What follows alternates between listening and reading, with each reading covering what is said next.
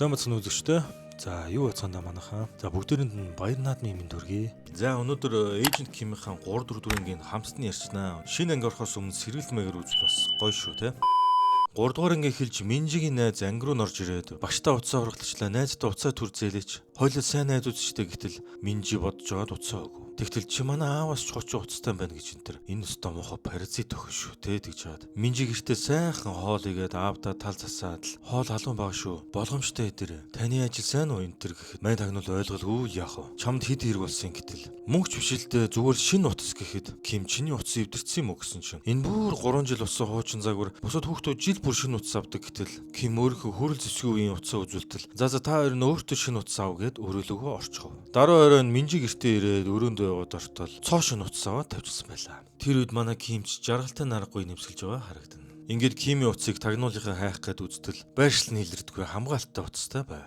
Манай өөний ажлынхаа нэмэгтийн утас дууртал хальт ярьснаа шууд хамаг маа аваад ажилласаа гарчихав. Өмнөх ангиудад хальт үзэгдээд өнгөрсөн Кимийн байрны хийм цэвэрлэгээ ажиллаулдаг ахын утас бас дуурав. Утсаараа ярангаа ажил руугаа ортол бүр буу энтер нуучсан.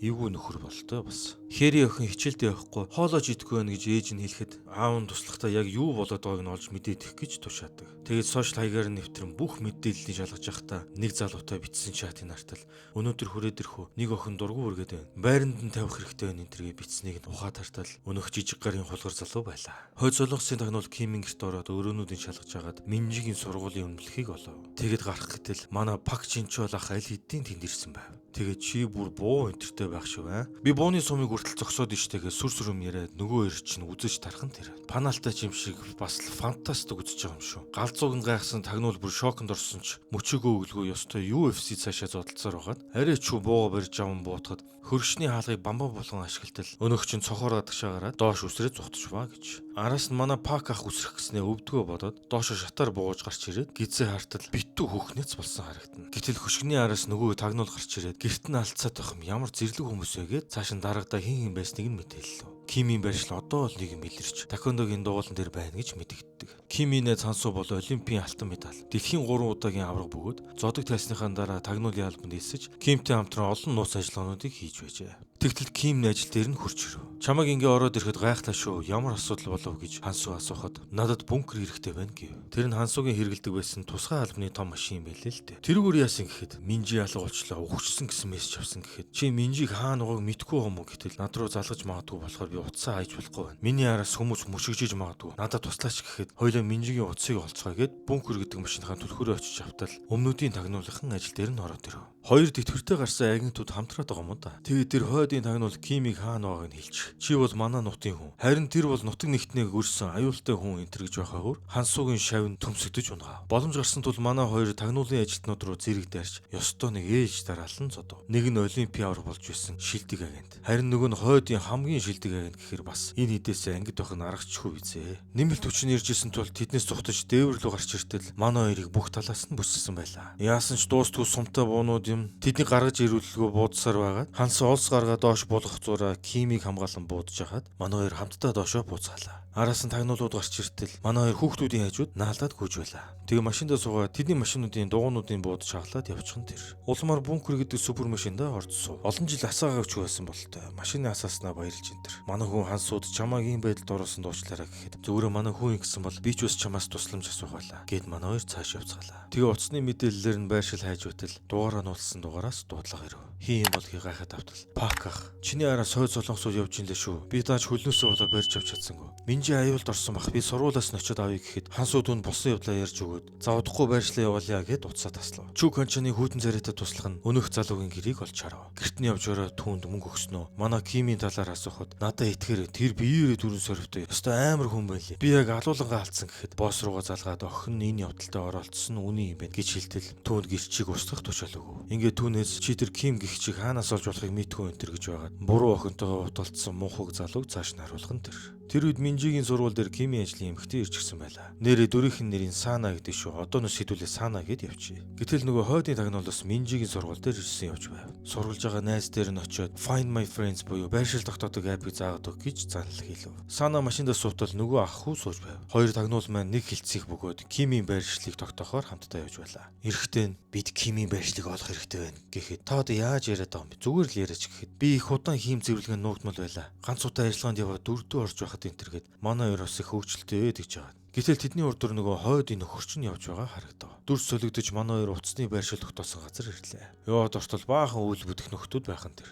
Энд гадны хүн ордгүй юм. Гарцгаа юун таконд очин бэ энэ тэрхэд. Хансуу сунгалт хийнгээ. За энд ч бас хөөхөн болох нэ гэхэд Ким шууд урдаас нь очиод энэ тий хийн ахалж байгаа юм. Тэрийг яг одоо дуудаа гэхэд хил ойлгодгүй мө хаашаа юм бэ? Эндээс зайлцгаа энэ тэргээд биеинд нь хутгаа өргөтөл чи ахлаад байгаа мó те гэснээр шууд хоолоор нь зөхөж аваад доошин дараа үсийн зулгааж ирснаас суух татав. Тэгээ охиныхоо утсыг асуугаад хаашаа орохоо заалгаад дагуулад яв. Тэгтэл Хансуу за би арыг чинь харж яа гэд үлдтэл Хансуу барьж авч зодох гэж оролдоод Олимпи аврах тусгай ажилтныг том мондорч нүд хуруу болцоовоо гэж доорч ёстой гортог ирсэн шигэ баллаж өгч байна да манайх. Дотор байсан эдээс нэг нь манай хүнийг ирж байгааг хэлээд тэд бэлдэж байлаа. Тэнд нь бүр романс залингийн бүлэг хүртэлж байж ах шиг. Манай хүн харчаад 9 шидэн бүрдсэн газар руу юу гэж цааш явтал. Нэг нь гарч ирээд ийш орохгүй шүү одоо буц гэснэ. Нөгөө нэг шууд цохиж унгав. Гэтэл Ким боксдож мэддэм юм тий гэхэд би доор байгаа жулдраануудаас шал өөр шүү гэд манай хүн рүү дайртал. Зөрүүл шилбрүү нөшөглөөд хамрыг нь хууртал мушгиж аяв. Тэгээд тэр нууцлаг өрөөнд нь ороод байр байдлыг нь ажилтал. Улаан устэй нөхрийн ингэрт нь Минжигийн утасны чимэглэл байлаа. Тэгээд туслууд нь Кимийг зогсоохыг оролдсон ч манай хүний чигчийн уранд нь хүрхээргүй суг нөхдүүд байлаа. Түүн дахиад л юм болсонгүй цохилтуудыг гаргаад баруун зөнгөө нам зохиж унгав.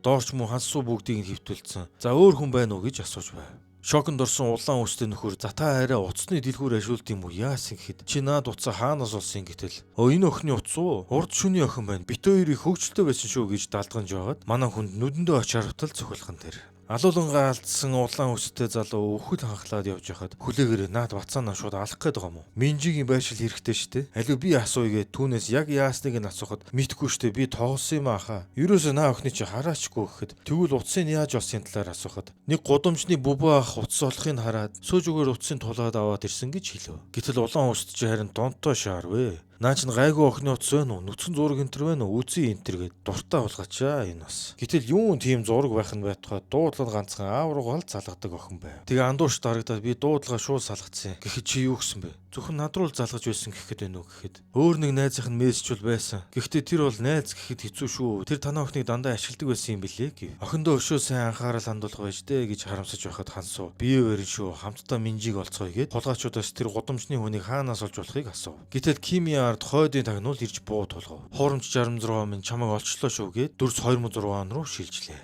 Залуухан Ким дөнгөж өмнөдийн тагнуулын албанд дараагаас өөрөө яагаад амьд байгаа талаар асуухад чи бидэнд хэрэг болно хаа гэдэг. Тэгэхэд тэр өөрөө залуухан Пак Жинчол орж ирв. Энэ ус өмсөн нэ бурхан минь. Манай хүн Кимийг харснаа энэ яг манай талд орсон юм уу гэж асуухад манай хоёр тулааны бэлтгэл хийж байгаагаар 3 дугаар анги төгсөв. Ингээ 4 дугаар анги эхэллээ. 1997 хойд солонгосын өнцөг болон бүрээс хамгийн бие биелдэр сайтай хүүхдүүдийг цуглуулсан байлаа. Генерал Рион тэр үед хошууд цолтой байжээ. Та нарын хэн чинь хамгийн шилдэг багт нэгтгэхийг хүсэж байна гэхэд нэгэн хүү шууд гараа өргөв. Хэрэв би энэ багт орч чадвал өдөр болгон хоол сайн идэхүү гэхэд тэгэлгүй яхав гэв. Түүний араас бүх хүүхдүүд гарч ирв.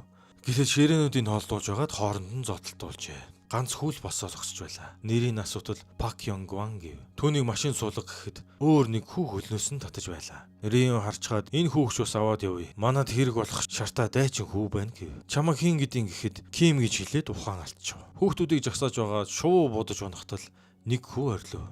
Түүнийг газар дээр нь будаж унгаалаа. Та нар одоо ардчилсан Солонгос улсын тусгай багийн гишүүд боллоо. Бидний зорилго бол өмнөд рүү нэвтэрч толгойлогчдын толгойг авчрах ёстой гэд бүгдийг эрүүдэн шүүх өрөөлөө оруул гэв. Та нарын тийг тусгай багийн бэлтгэл гэж бодоо юу? Энэ бол там. Эндээс амьд гарах уу эсвэл өгч ахын хоол болох уу гэд номер 66 чиний нэрийг хин гэдгийг гэхэд би санахгүй байна гэв. Тэгээ номер 73 чамаг хин гэдгийг гэхэд Ким гэдэг би нэрнийхээ овгоол санаж байна гэхэд алгадаж аваа та нар шиг зэрлэг амьтад нэртэй байж болохгүй шүү гэд дэглэж өгөө. Тэгээд эдний гадаа өдөр шөнөгүй дэглэн маш хүнд бэлтгэл хийлгэж байлаа. Буудлагын бэлтгэл ч муу адил хийж байв. Хооронд нь тулдуулахад дахиад л номер 66 ялав. Рион чи бол манай улсын шилдэг болох болно гэхэд манай Ким ундууцсан сууж байлаа. Нэг өрөө Ким дээр 66 ирээд хоол өгөх гэхэд хоол энэ шидчихв. Тэгтэл би чамайг доромжлох гээгүй. Хоолоо баг идэд байгаа юм болов? Тэгээ ялагдаад байгаа юм болов? Хоёулаа нэг асрамжийн газраас ирчгээд нэгэндээ туслая. Битгий юм бардан байлтаа гэхэд Ким өшгөлж унгаа дээр нь гараад зодтолтол хүүхдүүд эднийг салгав. Өдөр шөнөгөө тэд усан бороноор чамгүй маш хүнд бэлтгэл хийж байлаа. Нэг шөн түүнийг унтаж байхад нь алах гэхэд Ким зөрүүлээд нөгөөх нь зодов. Тэгээ гадаа гараа тартал бараг цомхтол хийж үгиймээр хүүхдүүдийн их ихийг алсан байлаа. Ингээд энэ сул байж болохыг ойлгосон хүүхдүүд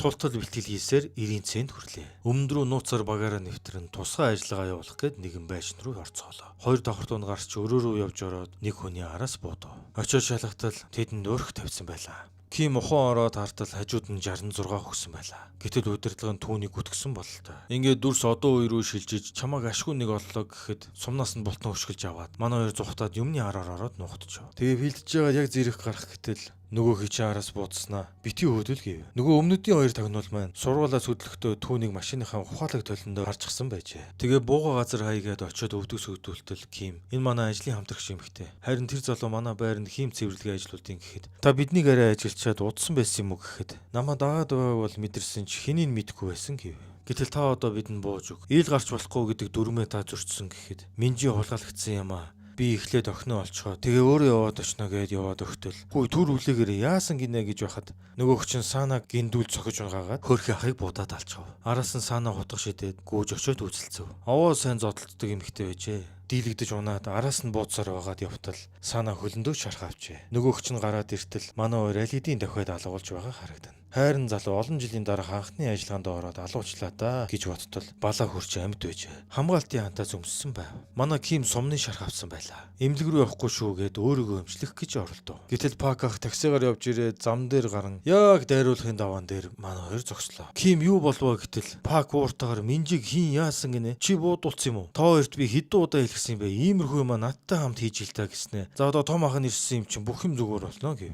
Тэд нөгөө зааж өгсөн гудамжинд ирээд нөгөө бүбүү ах дээр очлоо. Тэгэд энэ утсыг санаж байна уу? Сөөжгөр сольсон гэж сонслоо гэхэд хажуунаас хаанаас олсон юм бэ гэтэл мэдхгүй санахгүй байна гэхэд чи хулгайлсан юм уу яасан гэсэн чинь би яаж мэдэх юм бэ? Би ер нь цагдаа дуудъя гэтэл яртал нь зодчихъя л та. Тийшээ оруулаад зодчихъя гэхэд за санах гэж үзье гэд нэг хүн машинаас гарч ирээд хогийн савнд хог хаяхаар нь очиод ухтал утасгараад ирсэн гэв. Царайг нь санаж байна уу гэхэд меморигоо сайн ухаж байгаа болсон явдлыг нь санаад хэлв. Тэгэхэд ямар машин байсан юм? Дугаарыг санаж байна уу гэтэл бодож ирсэн цагаан BMW байсан. Үсээ боосон залуу байсан гэж хэлээд салцгаав. Манай эдийн камер шүүлт бүр арай next level үү. Машины маркаар нь хайлт хийгээд тэр машиныг олчихов. Тэгээ нөгөө нөхрийн царайг татж харуулад бүх мэдээллийг авч чадлаа. 8 удаагийн хэрэгтэй 41-тэй хүн байна гэхэд наа чи нарын судлаас гарч ирсэн юм чи урд нь хүмүүс байгаа. Тэдний бүгдийг хайж олъё гэж цааш явцгаалаа. Алтан шүдэд очиод эвгүй царайтай нөхөр Чү Канчанд охины нэгшлээ тэгшлээ гэд гой хилэндээ гэд баясаад сууж байлаа. Туслах нь та гэхдээ тэрнийг бүр яагаад ингэтлээ зууцсан юм бэ гэхэд нөгөө туслах нь инээж явахдаа аюургун том төмс хийхэд алтан шүдтийн царай нь гинт хуурч туслахаа аягаар балбаж орхив. Травмаг нь хөндсөн болтой. Галзуу уртлаа уурлаж туслахаа алхахаар хүртэл зодов. Тэгээ 9 жилийн өмнөх болсон явдлаа ярив. Түүний босс энэ 40 жил болсон хуучин байруудыг одоо өөртөл дахин барихаар батлахгүй байна. Тэр зөвшөөрөл нь гарчвал хоёулаа асар их мөнгө олно гэснээр газар доорх зогсоолгүй байгаа ёстой гэж байснаа ард нь гараад түлхээд унгаачихв. Мэдээгээр Мидо апартментын цэвэрлэгээний ажилтан ажиллаа хийж байхдаа унаад нас орчлаа гэсэн худал мэдээ тархаж эхлэв. Тэр хүн эмнэлэгт яралтай хүрэгдсэн ч ухаангүй байна гэдэг. Тэгээ барилгын чанаргүй байдлыг олон хүмүүс шүүмжилсэн тул дахин барих ажил батлагдлаа гэж мэдээллээ. Уурандаа шатсан алтан шүдэд өөрийн боссоо хутгалтал би тушаал дагсан би санаатаа тэгээгүй штэ гэхэд би юуг ийм байдлаар томорно гэж бодоогүй юмсан. Ийм амархан байсан юм вэ судал дээр нь суулаа. Тэгснэр бүлгийнхээ толгойлогч нь болов. Уц дуурч Чү Канчанд дуудагдав. Тэгээ туслахуттайгаа яваад очтол танаа удирдлага солигдсон гэсэн. Би чамааг мэднэ. Чи надад хэрэг болох хаа гэж бодож ийн гэхэд би бүр чамааг байдаг байсныг мартцсан байна штэ. Чи намайг алуулах гэж тушаал өгсөн те гэхэд би зүгээр хин нэгэн тэндээс унаад өгчээсэй л гэж түүнд хэлсэн гэхэд гайхан харснаа хүмүүсээ дайраад оргээд зодооныг эхлүүлв. Өөрөө Канчан руу дайртал хоолоогоо боолгуулад савуулав. Дахиад дайртал дүүгээ зодж байгаа юм шиг л зодсноо хавирж унгаж энтер. Тэгэхэр нь хутгаа гараад алаатал барьж аваад амруун зуухан тэр. Тэгээд үгэн дордгүй байсан хүр шалийн зуудаг нохойг яаж сургасан талаараа хэлснэ. Халуун тогооноос төмс гарган амруун оруулж тамлсан юм билээ. Туслах нь чи одоо сайн хүү болсон уу? Ахиж хуцахгүй үздэй гэхэд Канчан руу мөтгөж очсноо би таны нохоочин болъё. Хүсний чи хийж өгье. Намаа бити алдаа гэж байжээ. Тэгээ Минжигийн биеийг хадгалах контейнер дээр явж очлоо. Жижүүр нь хинбэ юу гэж юм та нар гэхэд өгсөн охин зөөж гинэ гэснэ. Өдий насны та нар ч одоо унтчихдгүй юм уу? Аливаа очиод зогцуул та гэд заахаа гэрээгээ танд харуулчихё гэснэ. Худаг гаргаад газар дээр нь алж орхив. Минжийг дотогш оруулж байтал манай хэд байршил руу нь улам төхөж байлаа. Гэтэл зам дээр нөгөө өмнөдийн тагнуулын дарга зогсож байв. Тэр мөн үгээд гайхан харж байтал тэдэнд сюрприз бэлдсэн байлаа. Машин дэлб бүсэрч унтал ашгүй компьютер нь хэвэн байлаа. Минжи ашгүй нэг гинтсэрв. Кимиг хурдан гараад ирээ амьд байгаагч мэдж гин гэхэд машинаас ханс суу гараад ирв. Би ууг нь Кимиг асуусан юмсан гэхэд чи намайг нэг л андуураад байна да гэж хансуу хэлтэл чи надад сонголт өгсөнгүй шүү. Цаг үрэлгүй холддоо миний хэн болохыг мэдхгүй гэд буuttал сумнаас нь болтон өсрээд физикийн хуулийг эвдээд байгаа мó гэмээр агаар дээр хэргэлдэж үзүүлв. Анхаарлын сарниулж байх зур Ким гараад явчлаа. Сая яасныг харсан уу гэхэд наа чин жинхэнэ тулаанд хэрэггүй штэ гэтэл Ким машины насаагаад явчлаа. Тэгээ манай тайквондочин өмнөдийн тагнуулын дарга хоёр зодтолж эхэллээ. Хутаг гарахт нь чи надаас тэгтлээ айсан юм уу гэд баг хажуунаас нь хээв нэг хөвтсөн ийм зодон гэж юу байх вэ гэснэ. Хансуу чи чаднаа гэхэд манай хүн чамайг татвар төлөгчдийн мөнгийг димийн үрээгүйг харахад сайхан байна шүү гэснэ. Хамрыг нь мөргөд гүүрнээс үсэрч унтлан нисэж мөргөн унгав. Туслахууд нь ирэхэд би явлаа шүү пак гэд араас нь гүүрнээс үсрээд унчлаа. Пак гарч ирснэ та нар хэдүүлээ юм дэ гэж харж ирсэн. За би бууж өглөө гэв. Ким охин руугаа хамаг хурдаараа дахиж байлаа. Энэ үед нь хажууд нь үхсэн хүн байсныг Минжи олж харав. Алтан шүтэд туслахуудаа тийшээ ороод охины зургийг дардаа селфи дарна шүү гэхэд яг яаж дарах вүлээ энэ төр гэж асуухад нь за болвол би өөрөө ороод хийчихийгээд гарч иртэл Канчаны туслах залгаж байв. Тэгээд ерөнхийлөгч битээрд ярих юм байна. Надтай ерөнхийлөгчийг яриул та. Өө бишээ тэр новшиг яриул та гэхэд чи үхлээ ирээд байгаа юм уу гэхэд тэр новшийн охин хүн алдсан штэ. Надад баримт нь байна л та гэд хуурамчаар хийсэн войс бичлэгээ мессежээр явуулчих. Аав нөхөндөө юу болсныг асууж байлаа. Тэгтэл тэр намайг дандаа бүлийддэг байсан. Тэр өөрөө ихэлсэн штэ. Тэр над руу дайрснаа тэр өөрөө унчихсан гэхэд би чамайг аавтай худал ярихгүй байгаасаа гэж боддог. Үнэнг нь хэлээрэ. Чи тэр охиныг алдсан юм уу гэхэд тийм бахаа гэж бодож ийн гэтэл шууд алгадаад ав. Болж муу эрхэнд эндсэн охиныг гэж байтал чи ирээ тэрийг алахыг хүсэж исэн бол надаас л асуул та. Би чамд бүхнийг өгч байсан. Тийм юм хийлгүй байт юм бэ гэснэ. За чамайг уучлаа. Тэр яг өгсөн байсан биз гэж асуухад гараад явчихав. Минжи хөлдөж өгөх гээд байж байлаа. Ким байршил руу дөхөж иртэл нүдэнд нь цагаан машин харагдлаа. Тийшээ очиод тартал дугаар нь ч яг таарч байдаг шүү. Охин дотор л байгаа даа гэд хаалгыг нээгээд яваад тортол агуулх руу алтан шүтэд орж ирв. Харин Ким хоёр туслах нь байсан өрөөнд ороод ирдэг. Хинбэ чи буруу газар ирч хөтэ налив гардаа гэхэд манай хүн ажиглан харж байхад эн чи одоо дүли юм уу эсвэл маа нэг юм уу гэж байтал энэ охины санаж нь яг одоо хаана байна гэхэд за чи өөрөө л ихэлсэн шүү гэж байтал алтан шүдэт орж ирээд Минжиг хайж байхад ашгүй нэг утсан дуурч зогслоо. Тэгтэл Канчан бүх зүйлийг сонслоо гэхэд алтан шүдэт чи охиноороо бахархаж байгаа ах та энэ тэргээд бахан хантал тавлаж хэлээд байршил явъя чи тэр газар 2 тэрбум вонтой ганцаараа ирээрээ гэснэ. Бас тэр туслахын шүдийг нь авч надад авчираарай. Бичлэг хийж харуулна шүү гэд уцаа таслав. Канчан юу гэж л тэнд ганцаараа очих вэ? Хүмүүсээ аваад хөдөлцгөөлөө. Энэ үед хойд солонгосын тагнуулч мөн адил байршил руу ирж байв. Новшиг ирэхээр нь ёстой өөлүүлнэ гэд байж тал ард нь хаалга дуурч хөлдөж өгч исэн Минжи завсраар нь харж байлаа. Гэтэл цаана манай хүн туслахуудын жинхэнэ алж үйдэг шүү. За ингэснээр 4-р ангид дуслаа гайс. Зохиол, найруулга, зураг авалт, экшн, тулаан энэ төр бол янзын гоё болоод байгаа маа те. Харин инээдмийн үзэглүүд нь бүр арай цөмөрснөг үү? Эсвэл надад л тэг санагдаад байна уу? Ялангуяа тэр Пак ахын дүр бол арай алей дүр болох гэд ядсан юм шиг. Жаахан дарк үзэгдлүүдэд нэмээд краймаараа илүү байлгасан бол те. Яг зөвүүрж итэл алей ам гаргаад авахар бас л. За тэр жахаа.